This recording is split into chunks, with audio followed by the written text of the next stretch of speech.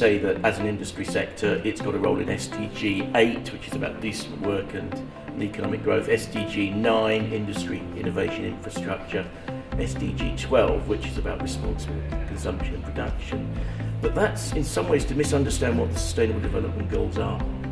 Now, these are 17 goals that are inherently interlinked. And to say that's mine, let's ignore the rest, is to miss not only the spirit of them, but the whole essence of systems thinking. Now, yes, undoubtedly, the PVC industry does have roles in those 3 goals, but SDGs, Sustainable Development Goals, are all about aspects of human need, global society. What do we need going ahead to 2030? So let's just take one of them, for example, one I'm very familiar with in my other work, which is SDG 6, which is to do with water and sanitation. Well, that's nice, an aspiration. We all need safe water, sanitation. But how do you achieve that? You need products. Now, the unique properties of PVC, its durability, its inertness, its capacity for recycling, its ability to be adapted to different purposes, mean that it's got an incredible role to play in water and sanitation. Let's take another one, for example, female empowerment, or equality, actually, is the way the goal is framed. A lot of where I work in the developing world, females are the primary resource stewards. So in various parts of Africa and India where I work on water issues, women might spend 6 or 7 hours a day collecting water of dubious quality.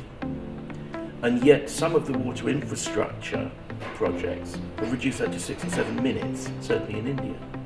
And that means that the women not only are less exposed to drudgery and the physical risks, but then can be involved in education, learning, governance.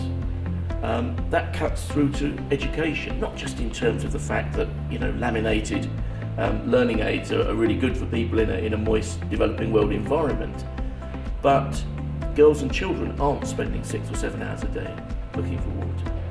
PVC obviously has major contributions to make to renewable energy infrastructure as well. And all of these things rattle through.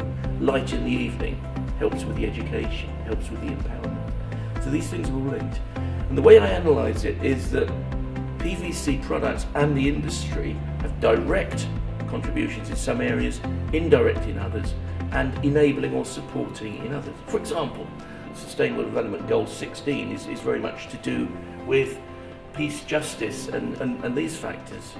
Now, the PVC industry is not going to bring about global peace, but by working across sectors, across countries, and across emerging economies, it can help deliver the kind of social infrastructure, business infrastructure, physical infrastructure that is an enabler for more peaceful cooperation. So it has a role in everything, be that direct, indirect, or supporting.